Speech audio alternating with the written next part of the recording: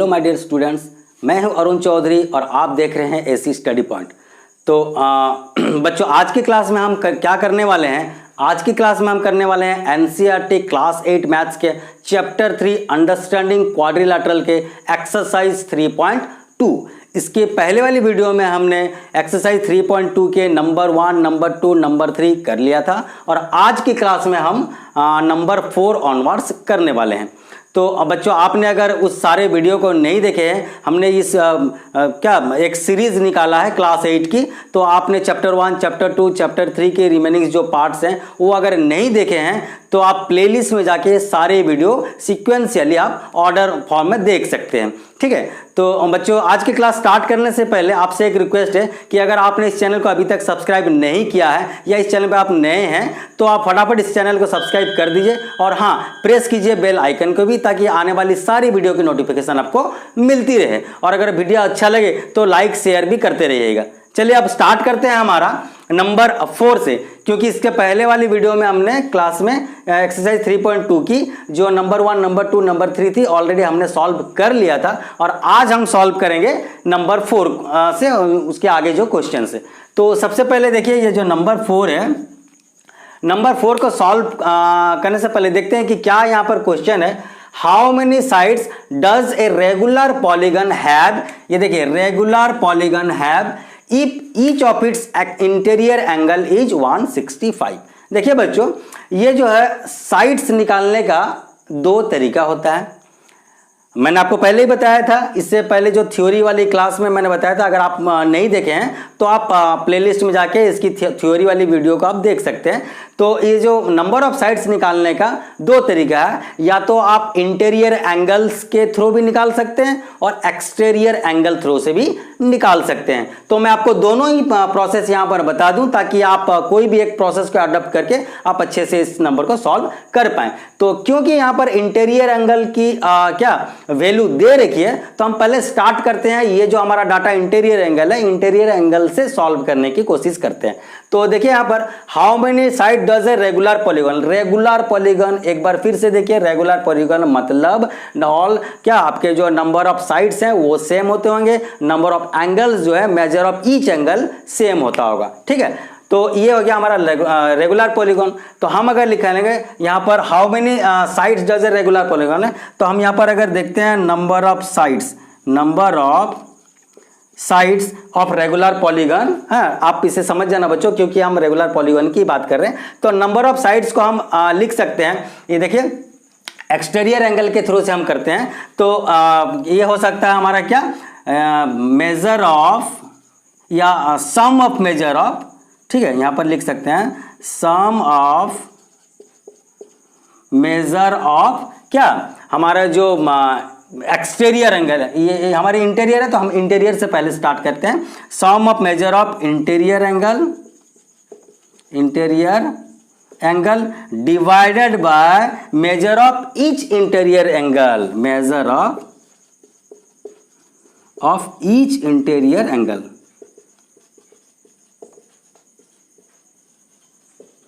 Okay, तो देखिए बच्चों, एक चीज आपको, जब भी नंबर ऑफ साइड्स निकालेंगे तो आपकी अगर इंटीरियर एंगल दी है तो इंटीरियर एंगल के यूज करके आप कर सकते हैं। अगर एक्सटीरियर एंगल दी है तो भी आप एक्सटीरियर एंगल का इस्तेमाल कर सकते हैं। इंटीरियर एंगल अगर दी हुई है तो आप एक्सटीरियर एंगल भी निकाल सकते हैं। एक्सटीरियर एंगल दी हुई है तो आप इंटीरियर एंगल भी निकाल सकते हैं। आप अगर कंसेप्ट क्लियर है तो किसी भी प्रोसेस में आप कर सकते हैं। अच्छा, यहां पर देखिए, और एक चीज देखने वाली बात है, जब भी आप यहां पर sum of measure of interior angle लिखेंगे तो डिवाइड में आपको ईच इंटीरियर एंगल लिखना होगा। यहां पर अगर sum of measure of each exterior angle लिखेंगे तो डिवाइड में आपको एक्सटीरियर एंगल लिखना होगा। ये चीज आप कंफ्यूज मत होना बच्चों।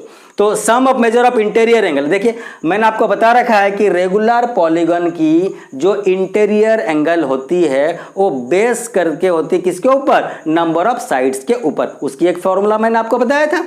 तो अगर क्या आपके ट्राइंगल है या क्वाड्रिलेटरल है या पेंटागन है, हेक्सागन है, इस नंबर के एक एक्सरसाइज में भी हमने सॉल्व किया था। उस फॉर्मूला को यूज करेंगे यहाँ पर कि किस तरह से वो फॉर्मूला लिखा जाता है। आपका क्या होता है वहाँ पर देखिए, जब number of sides of interior, देखिए मेजर्स ऑफ इंटीरियर एंगल हम निकालते हैं एक पॉलीगन की, तो क्या होता है, क्योंकि वो नंबर ऑफ साइड्स के ऊपर डिपेंड करता है, लेकिन आपकी exterior angle number of sides के ऊपर डिपेंड नहीं करता। जितने भी साइड्स के रेगुलर पॉलीगन हो, उस जो एक्सटीरियर एंगल की सम 360 ही होती है, लेकिन इंटीरियर एंगल की सम वेरी करती है नंबर ऑफ साइड्स के ऊपर। तो ये इसका फॉर्मूला क्या है, n-2 इंटू 180। इसकी फॉर्मूला क्या थी, sum of measure of interior angle, interior angle की फॉर्मूला थी n-2 इंटू 180।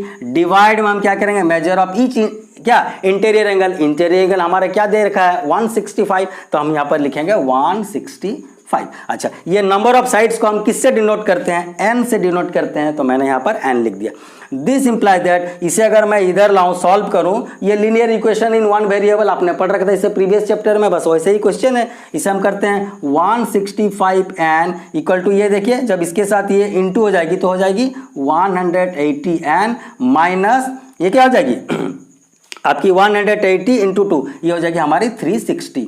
क्या हो जाएगी यहाँ पर 360। ओके, अच्छा इसके बाद हम इसे अगर सॉल्व करें तो ये देखिए 165 को हम इधर लेते हैं और ये माइनस टर्म को इधर ले आते हैं ताकि n की वैल्यू निकल सके। तो हम यहाँ क्या लिख सकते हैं, ये जो है देखिए इसके इक्वल टू 180n पहले से थी, ये जो है प्लस में मैं राइट साइड लूँ तो ये 165n हो जाएगी, ये माइनस है तो इधर लूँ तो ये 360। दिस इंप्लाइज दैट ये हो गई 360 इक्वल टू, ये अगर माइनस करें 180n माइनस 165n तो ये हो जाएगी हमारी कितनी 15n, तो यहाँ ऊपर हो गया 15n। दिस इंप्लाइज दैट ये n की वैल्यू अगर निकालें हम n की वैल्यू तो ये 360 डिवाइडेड बाई ये 15 मल्टीप्लाई है, इधर आया तो ये लेफ्ट साइड में लूँ तो ये क्या होगा डिवाइड में आ जाएगा। अच्छा इसे अब हम थोड़ा लोएस्ट टर्म में कर लेते हैं तो ये 15 1 जा 15, 15 2 जा कितना 30, अच्छा 30 है 6 कैरी हो गया 6 एंड 0 60, मतलब कि 15 4 जा 60, 15 4 जा 60, मतलब कि यहाँ पर हमारा वैल्यू निकल के आया n is equal to 24, n is equal to 24। तो यहाँ पर हमारा सवाल क्या था, how many sides does a regular polygon have if each of its interior angle is 165। तो नंबर ऑफ रेगुलर पॉलीगन जो है हमारे जो नंबर ऑफ साइड्स निकल के आती है, कितनी साइड्स होनी चाहिए, हाँ नंबर क्या हमारे जो नंबर ऑफ साइड्स 24 होगी, जिसके कि इंटीरियर एंगल 165 हो। ठीक है, तो इस तरह से हम सॉल्व कर लिए। आप इसे जल्दी से नोट डाउन कीजिए या स्क्रीनशॉट लीजिए। तो हम इसके जो प्रोसेस 2 है वो भी बताऊंगा। ये हमारे देखिए प्रोसेस 1 है, ये प्रोसेस से भी आप कर सकते हो। ठीक है, ये हमारी प्रोसेस 1 थी, इसके बाद प्रोसेस 2 भी मैं बता दूंगा आपको। चलिए अब प्रोसेस 2 से देखते हैं कि क्या हो सकता है यहाँ पर। अच्छा एक चीज़ देखिए, ये मैं सॉल्व कर लिया, इसे मैं थोड़ा रब करता हूँ। चलिए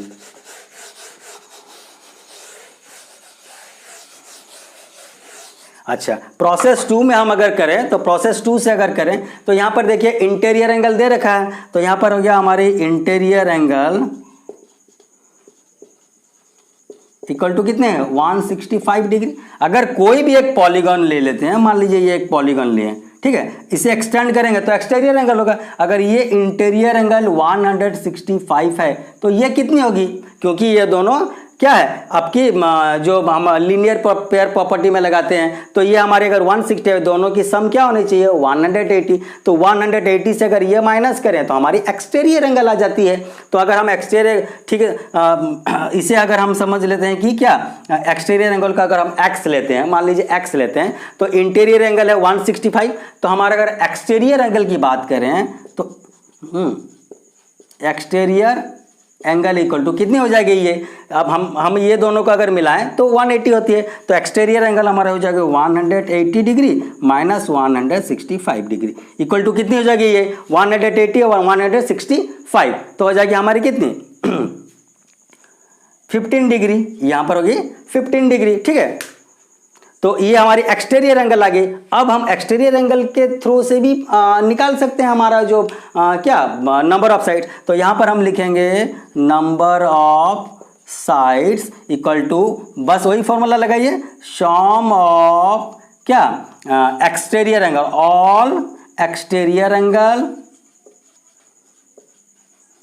angle divided by each exterior angle. ये चीज मत भूलिएगा बच्चों, ईच एक्सटीरियर एंगल, ये चीज मत भूलिएगा। जब भी यहां पर एक्सटीरियर की बात की जाएगी तो यहां पर आपको एक्सटीरियर लिखना है, जब यहां पर इंटीरियर की बात होगी तो यहां भी आपको इंटीरियर से ही डिवाइड करना है। अच्छा, यहां पर देख लेते हैं नंबर ऑफ साइड्स को मैंने क्या डिनोट किया था, एन।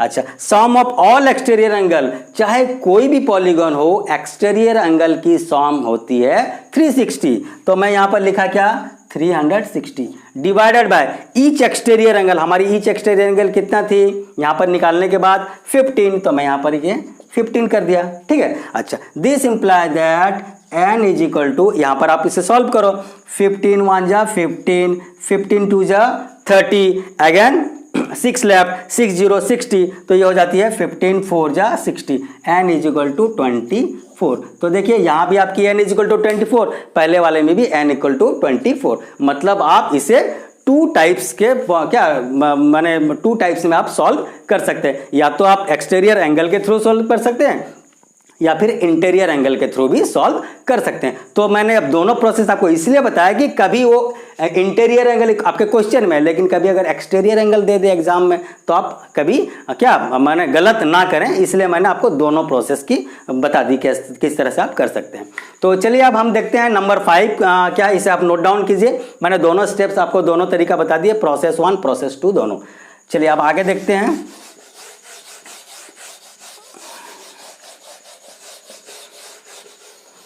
आते हैं नंबर 5 में। अच्छा, नंबर 5 की देखिए, नंबर 5 की अगर बात करें तो यहां पर देखिए, is it possible to have a regular polygon with measures of each exterior angle. यहां पर देखिए एक्सटीरियर एंगल की बात की गई है, तो आप क्या लिखेंगे यहां पर, sum of all exterior angle की बात की गई। तो आप एक्सटीरियर एंगल दिए, अगर 22 एक एक्सटीरियर एंगल हो और एक रेगुलर पॉलीगॉन की बात की जाए, हर बार रेगुलर पॉलीगॉन, इसे आप ध्यान रखना, एक रेगुलर पॉलीगॉन है और एक्सटीरियर एंगल अगर 22 है, एक एक्सटीरियर एंगल, तो क्या ऐसा पॉलीगॉन पॉसिबल है? तो इसे निकालने के लिए भी हमें नंबर ऑफ साइड्स निकालना पड़ेगा। आप बोलेंगे सर हमें तो ये एक्सटीरियर एंगल की बात की गई है और यहाँ पर पॉसिबल है कि नहीं ये पूछ रहा, तो हम नंबर ऑफ साइड्स क्यों निकालें? तो बच्चों नंबर ऑफ साइड्स निकालने से ही पता चलेगा कि ये 22 डिग्री जो है ये हमारा इस टाइप का 22 डिग्री वाले कोई एक्सटीरियर एंगल वाले एक पॉलीगॉन पॉसिबल है कि नहीं है। कैसे? अगर नंबर ऑफ साइड्स आपके होल नंबर में आते हैं, नंबर ऑफ साइड्स अगर होल नंबर में आते हैं तभी पॉसिबल है, क्योंकि नंबर हम ये नहीं बोल सकते कि हमारे जो पॉलीगॉन है ये आपके 4.5 साइड से बना है या 4.25 साइड से बना है, ऐसे तो हम नहीं बोल सकते हैं। नंबर ऑफ साइड्स 4 होगा या 5 होगा, या से एक माने होल नंबर होगा, ठीक है, कंप्लीट नंबर होगा। ऐसे आपके आधा टुकड़ा साइड 4.5 साइड से बनने वाले कोई पॉलीगॉन होते नहीं है। तो अब हम जब नंबर ऑफ साइड्स निकाल लेंगे और देखेंगे कि number of sides whole number में निकल रहे हैं, मतलब कि पॉसिबल है। अगर फ्रैक्शन में निकल रहे हैं या डेसिमल में निकल रहे हैं नंबर ऑफ साइड, तो ऐसा पॉलीगॉन पॉसिबल नहीं है। तो हम उसको चेक करने के लिए क्या हमारे 22 एक्सटीरियर एंगल वाले लिए कोई पॉलीगॉन बनती है क्या, इसे चेक करने के लिए हमें नंबर ऑफ साइड्स निकालने की जरूरत पड़ती है। तो चलिए हम नंबर ऑफ साइड्स निकालते हैं यहाँ पर। तो हमारे देखिए ये जो है number of sides equal to क्या, क्योंकि यहां पर देखिए क्या दिया हुआ है, एक्सटीरियर एंगल की बात की गई,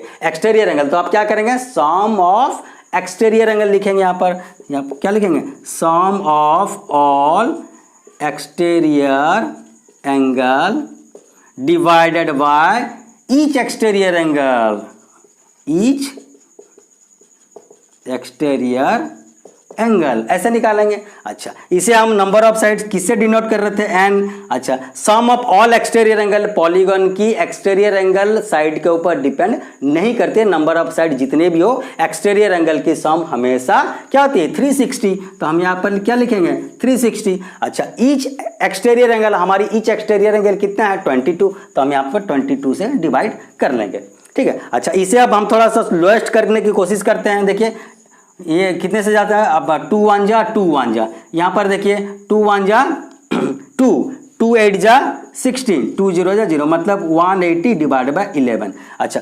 180 डिवाइडेड बाय 11, आप यहाँ पर अगर इस तरह से भी करोगे 180 डिवाइडेड बाय 11, तो 11 के टेबल में 180 तो आती नहीं है। आप इसे अगर ऐसे सॉल्व करें, मान लीजिए हमें क्या 11 1 जा 11, ठीक है, यहाँ पर मेरा होगा 70 यहाँ पर फिर क्या 11 6 जा 66, फिर यहाँ पर क्या 4, फिर पॉइंट दिया 0, 11 3 जा 33, जो भी हो इस तरह से हम करते गए। तो इस तरह से करने से देखिए हमारा जो नंबर निकल के आ रहा, एक डेसिमल में निकल रहा या फ्रैक्शन में निकल रहा। तो इस तरह की कोई भी पॉलीगॉन पॉसिबल नहीं है जिसकी की एक्सटीरियर एंगल जो है 22 डिग्री होता हो। क्यों? क्योंकि नंबर ऑफ साइड्स कभी भी फ्रैक्शन में नहीं आ सकते। तो यहां पर हम क्या लिखेंगे? It is not possible. क्या लिखेंगे यहां पर? Not possible. ठीक है, ये हमारा आंसर हो जाएगा यहाँ पर, मतलब ऐसा कोई पॉलीगॉन बन ही नहीं सकता। उसके बाद आते हैं bit 3, can it be an interior angle of regular polygon? Can it be, it be का मतलब क्या? कौन सी? यही जो 22 दे रखा है यहाँ पर, वही एंगल की बात कर रहा। यही तो एक्सटीरियर एंगल में पॉसिबल नहीं है, तो ये क्या इंटीरियर एंगल अगर 22 हो तो क्या पॉसिबल है पॉलीगॉन? तो हम वहां पर भी देख लेते हैं, इंटीरियर एंगल वाली फॉर्मूला लगाए, हमें तो पूरा आराम से पता है, ये सब हम लोग कितने बार भी कर चुके हैं, तो हम चेक करने में कोई प्रॉब्लम नहीं होगी, चेक कर लेते हैं हम। तो नंबर ऑफ साइड्स क्या हो जाएगी? सम ऑफ ऑल, यहाँ पर जो इंटीरियर थी इसे हम एक्सटीरियर कर लेंगे, बस वही काम करना है हमें। देखिए यहाँ पर ये जो हमारा करना क्या है, यहाँ पर इंटीरियर बनानी है ना, तो यहाँ पर है इंटीरियर एंगल की बात की गई है, तो हम इंटीरियर वाली फॉर्मूला लगा देंगे। तो यहाँ पर sum of all interior angle divided by each interior angle.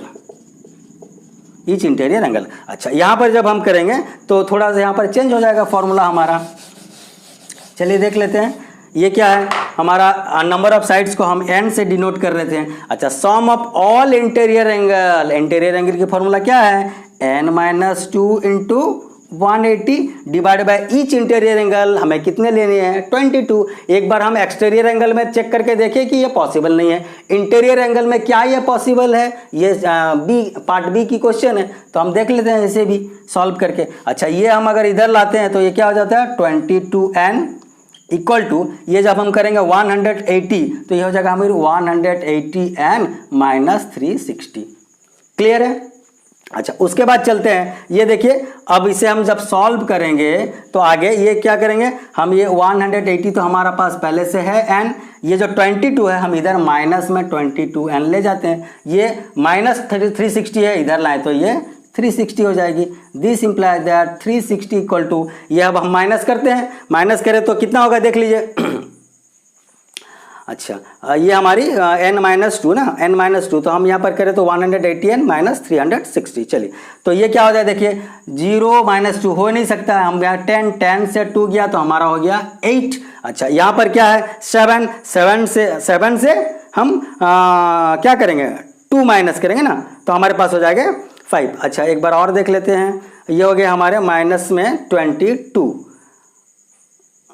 हाँ 22 दे रखा है। चलिए ठीक है, तो अब हम माइनस करते हैं यहाँ पर 180 से, 180 0 10 माइनस 2 इट इज़ 8, यहाँ पर हो गया हम 7 माइनस 2 इट इज़ 5, और ये हो जाती है हमारी क्या 158। ठीक है, 158। अच्छा, इसके आगे देख लेते हैं हम, ये क्या है हमारे 158n है, 158n है। ठीक है, तो इसके बाद जब हम देखते हैं तो क्या निकलता है हमारे देखिए ये हो गया हमारा, दिस इंप्लाइज दैट, हम n की वैल्यू निकालना है तो हम इसे क्या करेंगे? इधर डिवाइड कर लेंगे, तो डिवाइड करेंगे तो ये क्या हो जाएगा देखिए हमारा n इक्वल टू, अगर n इक्वल टू निकालें तो 360 डिवाइडेड बाय 158। अच्छा, इसे अगर हम सॉल्व करें तो ये किससे कट सकता है हमारा? देखिए लोएस्ट टर्म अगर करें तो हम 2 से काट ही सकते हैं। अच्छा, ये थोड़ा सा स्पेस प्रॉब्लम हो रहा, मैं यहाँ लिख लेता हूँ, this implies that n equal to, ये देखिए n इक्वल टू अगर लिखे तो ये क्या हो जाएगा हमारा 360, ये इधर आ गया तो 158, हम यहाँ पर लिखेंगे 360 डिवाइडेड बाय 158। अच्छा, इसे अगर हम सॉल्व करें तो क्या होगा देखिए, 2 से तो हम काट ही सकते हैं, 2 1 जा 2, 2 8 जा 16, ठीक है, 2 8 जा 16, 0 का 0 आ गया। यहाँ पर देखिए 2 7 जा 14, 14 1 रहा तो 2 9 जा 18, मतलब कि n इक्वल टू 180/79। अच्छा यहां पर देखिए नंबर ऑफ साइड्स, यहां पर भी 180 और 79 की कोई भी कॉमन फैक्टर नहीं है, तो इसे हम लोएस्ट टर्म में नहीं कर पाएंगे, और ये एक डेसिमल नंबर या एक फ्रैक्शन में आ रहा, मतलब होल नंबर नहीं हो रहा। और नंबर ऑफ साइड्स कभी भी फ्रैक्शन या डेसिमल में नहीं आते हैं, ये number of side whole number में आते हैं, मतलब कि यहां पर भी ये पॉसिबल नहीं है, नॉट पॉसिबल। ओके, तो इस केस में भी कोई भी एक पॉलीगन की, रेगुलर पॉलीगन की, ना ही एक्सटीरियर एंगल 22 पॉसिबल है या ना ही इंटीरियर एंगल 22 पॉसिबल है। तो इस तरह से हमारा नंबर 5 भी सॉल्व होता है। अब हम आते हैं नंबर 6 की तरफ। इसे आप स्क्रीनशॉट लेना चाहे या नोट करना चाहे तो कर सकते हैं।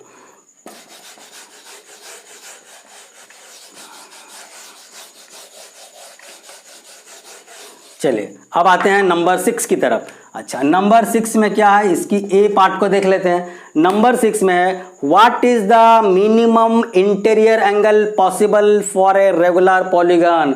Minimum interior angle. अच्छा सबसे पहले अगर इंटीरियर एंगल की बात की जाए तो एक पॉलीगन बनने के लिए सबसे पहले कितने साइड्स की जरूरत होती है। एक साइड से हम कभी भी पॉलीगन नहीं बना सकते, दो साइड से भी हम पॉलीगन नहीं बना सकते, मिनिमम हमें 3 साइड्स चाहिए पॉलीगन बनाने के लिए। तो हम इस तरह से एक पॉलीगन बना सकते हैं। ठीक है, इमेजिन करते हैं कि एक पॉलीगन हमारा मिनिमम 3 साइड्स चाहिए पॉलीगन बनने के लिए। अच्छा एक 3 साइड वाले पॉलीगन को हम क्या कहते हैं, ट्राइंगल कहते हैं। तो क्योंकि ये रेगुलर पॉलीगन है, क्योंकि एक रेगुलर पॉलीगन है, तो ईच एंगल जो होंगे वो ऑल इक्वल हुए होंगे। क्योंकि रेगुलर पॉलीगन है और मिनिमम साइड चाहिए 3 पॉलीगन बनने के लिए, तो ऑल एंगल की मेजर क्या होगी, ऑल एंगल की मेजर इक्वल होगी, क्योंकि रेगुलर पॉलीगन है। तो हम ले लेते हैं, एज्यूम करते हैं कि ये अगर x है तो ये भी x है, तो ये भी x है। ठीक है, तो यहां पर हमने क्या रखा, what is the minimum interior angle possible. Minimum interior angle, तो मिनिमम इंटीरियर एंगल पॉसिबल है तो ये तीनों की सम करेंगे और क्या करेंगे, हम डिवाइड कर देंगे जितने नंबर ऑफ एंगल है, तो मिनिमम एंगल हमारा निकल आएगा। तो हम यहां पर लिखेंगे मिनिमम एंगल पॉसिबल। अच्छा यहां पर देखिए इस फिगर से अगर हम देखते हैं तो ये होगा x plus x plus x equal to कितने हो जाती है हमारा 180। ये क्यों, कौन सा आपका फंडा काम कर रहा है यहाँ पर, ये कर रहा है कि क्या angle sum property of triangle. हम इसे लिख देते हैं यहाँ पर एंगल, ठीक है, सम प्रॉपर्टी ऑफ ट्राइंगल। ठीक है, angle sum property of triangle यहां पर काम कर रही है, x plus x equal to 180। This imply that, यहां पर हम क्या लिख सकते हैं, ये 3x equal to 180 degree. This imply that x is equal to 300, क्या x equal to 180 divided by 3। अच्छा इसे हम लोएस्ट कर लेते हैं, तो 3 1 जा 3, 3 6 जा, ओके, 0 का 0, मतलब कि x इक्वल टू हमारा निकल के आया 60। तो जो मिनिमम एंगल होगी एक क्या पॉलीगन की, रेगुलर पॉलीगन की, वो होनी चाहिए 60 डिग्री। तो यही हमारा आंसर था। What is the minimum interior angle of, ये इंटीरियर एंगल है ऑफ ए रेगुलर पॉलीगन। तो क्योंकि मिनिमम जो साइड्स चाहिए हमें एक रेगुलर पॉलीगन की, वो 3 होती है, तो उस तरह से उसको अगर हम पकड़ के चलते हैं, तो उस बेस को अगर पकड़ के चलते हैं तो 3 साइड वाली पॉलीगन को हम ट्राइंगल कहते हैं। अच्छा क्योंकि ये रेगुलर है तो इसकी सारी अगर साइड सेम है तो सारी एंगल्स भी सेम होगी। तो हमने क्योंकि एक एंगल को x लिया तो हम सारे एंगल को x लेंगे। अगर सारे एंगल को, इंटीरियर एंगल को सम करते हैं तो क्योंकि ये ट्राइंगल है तो इसकी एंगल सम प्रॉपर्टी काम आएगी, 180 ही होती है। तो इससे हमारा x की वैल्यू निकल आया, मतलब कि यहाँ पर जो आंसर है what is the minimum angle interior angle possible for a regular polygon, minimum interior angle is x। हाँ, तो हम यहाँ पर हम लिख सकते हैं ये जो है minimum interior angle equal to 60 degree.